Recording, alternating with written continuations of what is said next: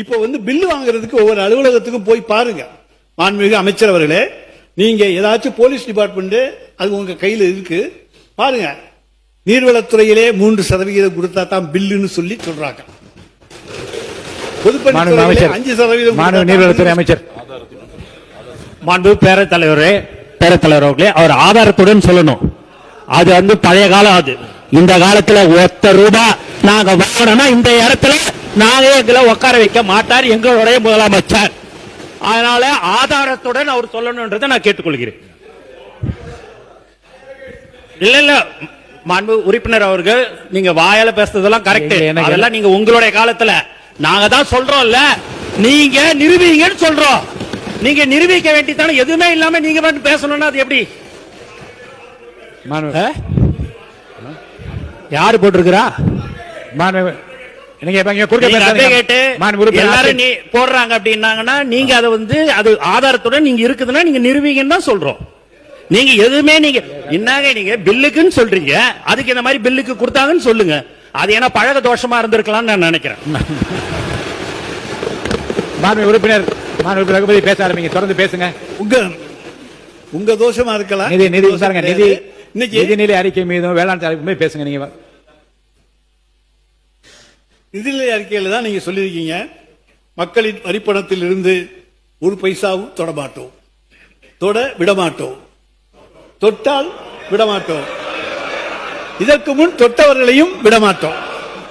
ஐயா, சனிக்கிழமை அன்னைக்கு பனையூர்ல நடக்கிற அந்த வாரச்சந்தைகளை போய் பாத்தீங்கன்னா இதுக்கு என்னன்னாலும் தொட்டவங்களோ அவங்க தாங்க வந்துகிட்டு இருக்காங்க. உறுப்பினர் அவர்கள் இப்போது கூறியிருக்கிற கருத்துக்கள் அவைக்கும் நீக்கப்படுகிறது. நீங்க தொடர்ந்து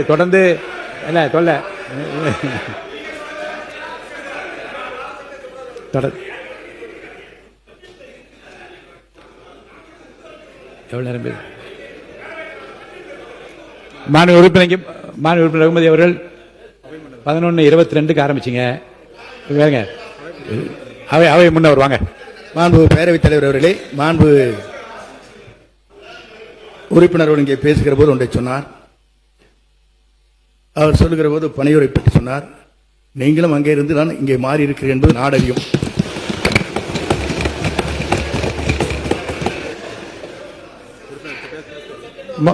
சப்ஜெக்டுக்கு வாங்க, தயவுசெய்து இங்க வாங்க.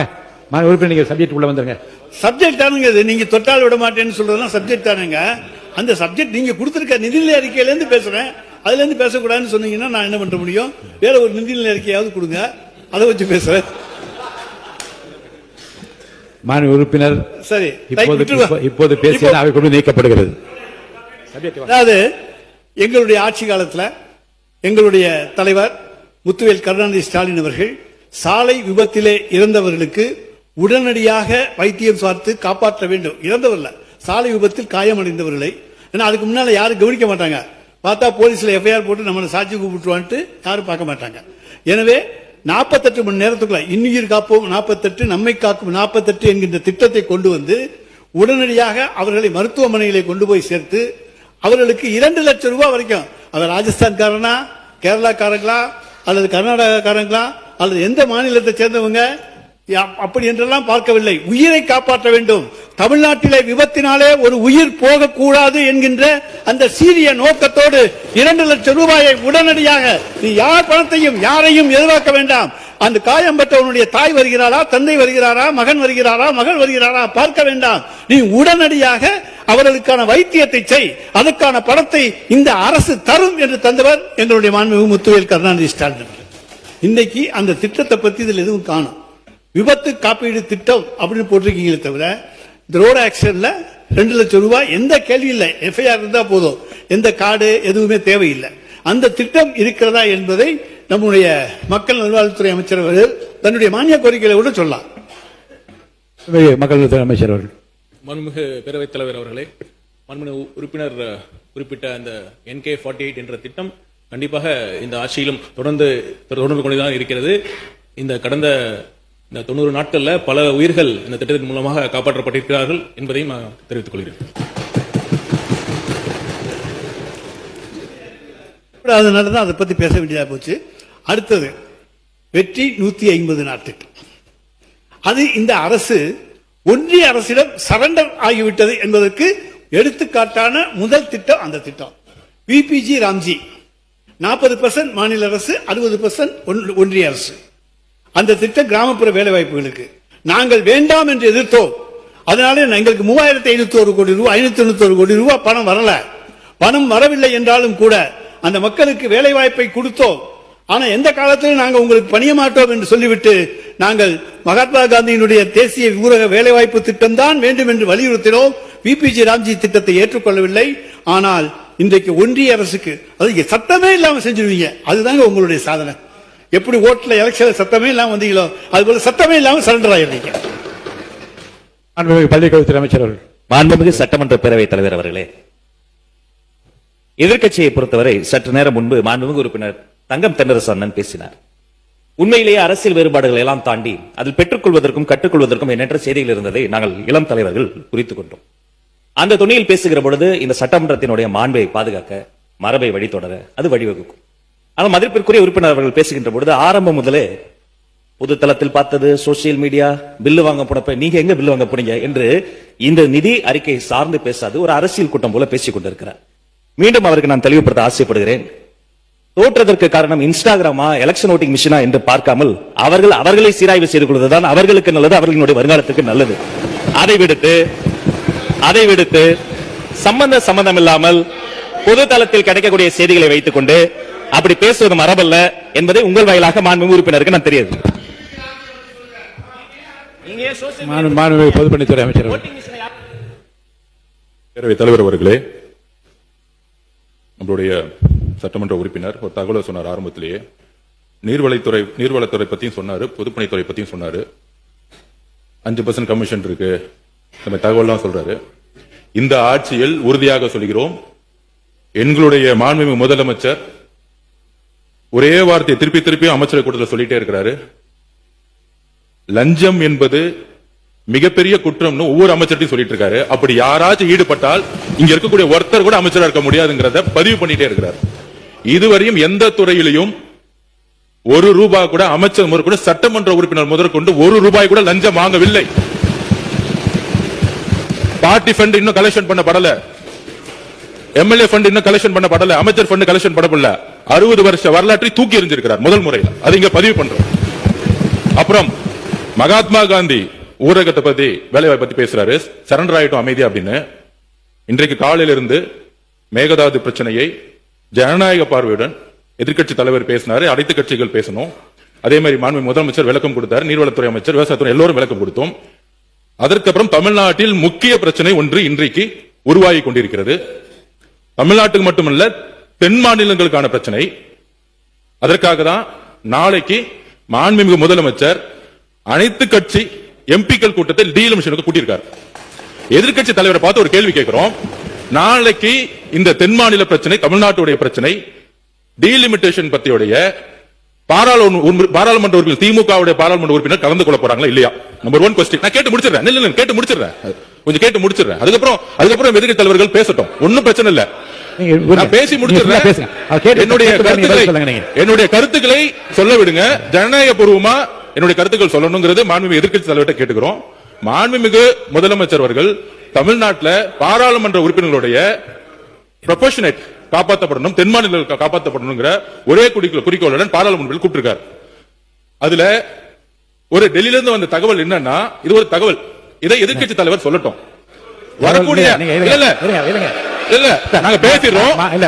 என்ன ஒரு தகவல், என்ன தகவல்னா, வரக்கூடிய நாடாளுமன்ற சிறப்பு கூட்டத்தில் திமுக இந்த பில்லுக்கு சப்போர்ட் பண்ண போது இல்ல வெளிநடப்பு பண்ண போது அப்படின்னு ஒரு தகவல் ஒன்றிய அரசோட சேர்ந்து பண்ண போறாங்கன்னு ஒரு தகவல் வருது. அதுக்கு எதிர்க்கட்சி தலைவர் திமுக ஆட்சியில் இருக்கும் பொழுது என்ன நிலைப்பாடு எடுத்தாங்களோ, தமிழக வாழ்முறைக்காக நடவடிக்கை எடுக்க போறாங்களா, எதிர்க்கட்சி தலைவர் சொல்லட்டும். மாண்புமிகு பொதுப்பணித்துறை அமைச்சர் அவர்கள், நீங்க நாளை மாண்புமிகு முதலமைச்சர் அவர்கள் நாளை டீலிமிட்டேஷன் பற்றி விவாதிப்பதற்கு அனைத்து கட்சி நாடாளுமன்ற உறுப்பினர்களுக்கு அழைத்திருக்கிறார் என்று தகவல் நான் தெரிவிக்கிறேன். அதில் எதிர்க்கட்சி தலைவருடைய திராவிட முன்னேற்ற கழகம் கலந்து கொள்ளுமா இல்லையா என்பதை அறிய விரும்புகிறேன் என்பதோடு நிறுத்திக் கொள்ளலாம். அதுதான் வெளியில தகவல் கிடைத்தது என்ற அந்த வார்த்தை நீக்கப்படுகிறது. தகவல் கேட்டிருக்கீங்க, அவர் பதில் சொல்வார். கொடுங்க. மாண்புமிகு எதிர்க்கட்சி தலைவர் அவர். மாண்புமிகு எதிர்க்கட்சி தலைவர் அவர். மாண்புமிகு பேரவைத் தலைவர் அவர்களே, இந்த தொகுதி மறுவரையறை டீலிமிட்டேஷன் அதை பற்றி ஒட்டுமொத்த இந்தியாவுக்கே முன்மாதிரியாக அதை முதலாக அந்த பிரச்சனையை பற்றி பேசிய திராவிட முன்னேற்ற கழகம் எங்களுடைய தலைவர் அவர்கள்தான். சென்ற ஆண்டு கிட்டத்தட்ட 5 முதலமைச்சர்கள் தென் தமிழகத்தில் இருக்கக்கூடிய அனைத்து முதலமைச்சர்களும் சென்னைக்கு வர வைத்து ஒரு மிகப்பெரிய ஒரு ஆலோசனை கூட்டத்தை நடத்தி இந்த டீலிமிட்டேஷனுக்கு எதிர்த்து முதலாக இந்தியாவிலே குரல் கொடுத்த தலைவர் எங்களுடைய தலைவர். நீங்க நாளைக்கு நம்முடைய முதலமைச்சர்கள் இந்த அரசு அனைத்து நாடாளுமன்ற உறுப்பினர்களையும் கூட்டிருக்கிறீங்க. இதற்கான சரியான முடிவை எங்களுடைய தலைவர் ஆலோசனை செய்து அந்த முடிவை அவர் எடுப்பார். இப்ப நம்ம பேசிட்டு இருக்கிறது நிதி நிலைமை வேளாண்மை பட்ஜெட்டை பற்றியது. அதற்கு எங்களுடைய உறுப்பினர்கள் கேள்வி கேட்டுக் கொண்டிருக்கிறார்கள். அதற்கு முடிந்தால் நீங்கள் பதில் சொல்லுங்கள். மாண்புமிகு உறுப்பினர் ரகுபதி அவர்கள். மைக்கு மட்டும் நல்லா சொல்லி வச்சிருக்கீங்க. சுருக்கமா கரெக்டா வந்து எப்ப பார்த்தாலும் கரெக்டா அமர்த்தி போடுறாங்க. இது மாதிரி டெக்னிக்கலா எங்க காலத்துல ஒர்க் பண்ணலாம். பரவாயில்ல, நன்றி. அவை குறிப்பிலிருந்து நீக்கப்படுகிறது. உறுப்பினர் கவனத்துக்காக, உங்க எல்லாருடைய கவனத்துக்காக நான் சொல்றேன். இந்த பேரவையை பொறுத்த வரைக்கும், என்னை பொறுத்த வரைக்கும் நடுநிலைமையில் நின்று தகுந்த முறையில் வாய்ப்பளித்து எது விதிகளின் முறைப்படி இருக்க வேண்டுமோ அதை அனுமதித்து நடத்தி கொண்டிருக்கிறேன். உறுப்பினர் இப்போது சொன்ன போன்ற கருத்துக்களை தவிர்க்க வேண்டும் என்று நான் கேட்டுக்கொள்கிறேன். தவிர்த்து விடுவோம். அப்படி சொன்னாங்க எதிர்க்கட்சி. அதே நேரத்தில் வந்து முன்னாள் அமைச்சர் நம்முடைய தங்கம் தென்னரசு அவர்கள் பேசியது போன்றவற்றையெல்லாம் இன்றைய பள்ளி கல்வித்துறை அமைச்சர் சொன்னார். நான் கொஞ்சம் சத்தமா பேசிட்டேன். அதனால அவருக்கு வந்து ஏதோ நம்ம கோபமா கொந்தளிச்சு பேசுற போல தோண்டி இருக்கு. எதிர்க்கட்சி விமர்சித்துத்தான் ஆக வேண்டும். பட்ஜெட்டை வரவேற்கிறேன்னு சொல்லிட்டு நான் உட்கார்றதுக்கு எதுக்கு இங்க நான் வர்றேன்? இதுக்காக என்ன வந்து எங்க திரும்பியன் தொகுதியிலிருந்து மக்கள் தேர்ந்தெடுத்து அனுப்பிச்சிருக்காங்க. அரசுக்கு வேண்டிய ஆலோசனைகளையும் சொல்ல வேண்டும். பட்ஜெட்ல என்ன நிறைகுறைகள் இருக்கிறது அதை சொல்ல வேண்டும். அதுதான் எங்களுடைய கடமை. அந்த கடமையை தான் நாங்கள் செய்கின்றோம். நாங்க முதலமைச்சரை பத்தி தப்பா சொல்ல, மற்ற அமைச்சர் தான் சொல்றோம். முதலமைச்சர் சொல்லிக்கிட்டே தான் இருக்காரு, உங்களை யாரும் லஞ்சம் வாங்க கூடாது, எது பண்ணக்கூடாதுன்னு. அதுக்காக வந்து அடிதடி நடக்காம இருக்கா என்ன இருக்கு? அவர் சொல்றதே நீங்க யாரும் கேட்க மாட்டேங்கிறீங்க, எங்களுக்கு வருத்தம். மாண்புமிகு உறுப்பினர் பேசியது அவைக்குள் நீக்கப்படுகிறது. பள்ளிக்கூடத்தில் அமைச்சர்கள் மாண்புமிகு சட்டமன்ற பேரவைத் தலைவர் அவர்களே, உங்கள் மூலமாக அண்ணனுக்கு சொல்கிறேன், அவர் சத்தமாக பேசலாம், சட்டத்தை குறித்து கூட பேசலாம். ஆனால் உண்மைக்கு புறமானதை பேசாமல் கொஞ்சம் உண்மையை பேசினால் நன்றாக இருக்கும் என்பதுதான் எங்களுடைய கோரிக்கை. அதே சமயம் பேசுகிற பேச்சு என்பது 2 வகையான பேச்சு இருக்கிறது. ஒன்று, கையில் இருக்கிற அந்த குறிப்புகளை எடுத்து அதை வைத்து பேசுவது. 2, இதயத்திலிருந்து பேசுவது. இந்த 2 வகையான பேச்சுகளையும் இந்த மதிப்பிற்குரிய மாமன்றம் பார்த்திருக்கிறது. 3வதாக ஒரு பேச்சு இருக்கிறது. அது வாதங்களை எல்லாம் எடுத்து வைத்து ஆக்கப்பூர்வமாக பேசாமல் ஒரு விதண்டாவாதமாக பேசுவது. அண்ணனுடைய பேச்சு என்பது ஆரம்பம் முதலே ஆக்கப்பூர்வமான ஆலோசனைகளையோ விமர்சனங்களையோ வைத்தால் அதை ஏற்றுக்கொள்ளக்கூடிய மனநிலையில் தான் எங்கள் வெற்றி தலைவர் தமிழக வெற்றி கழகத்தை வளர்த்திருக்கிறார் என்பதை இந்த மாமன்றத்தில் கூறி, அதே சமயம் உண்மைக்கு புறம்பான ஏதேனும் ஒரு செய்தியை அவர் சொல்கிற பொழுது அதை அந்த இடத்திலேயே சுட்டிக்காட்டுவோம். நீங்கள் சொன்னதை போல எப்போதுமே நாங்கள் உரிமைக்கு குரல் கொடுப்போம், உறவுக்கு கை கொடுப்போம் என்பதை மீண்டும் அந்த உறுப்பினர்களுக்கு உங்கள் மூலமாக தெரியப்படுத்திக் கொள்கிறேன். நன்றி. மாண்புமிகு பேரவைத் தலைவர்களே, மாண்புமிகு உறுப்பினர் அவர்கள் கேட்டாங்க இடைநிலை நிதிநிலை அறிக்கை 2026-27 3000 கோடி விஆர்ஜி ராம்ஜி திட்டத்து சென்ற அரசால் ஒதுக்கப்பட்டது. அவர்கள் இத்திட்டத்தை எதிர்க்க என்பதை இந்த நேரத்தில் தெரிவித்துக் கொள்கிறேன்.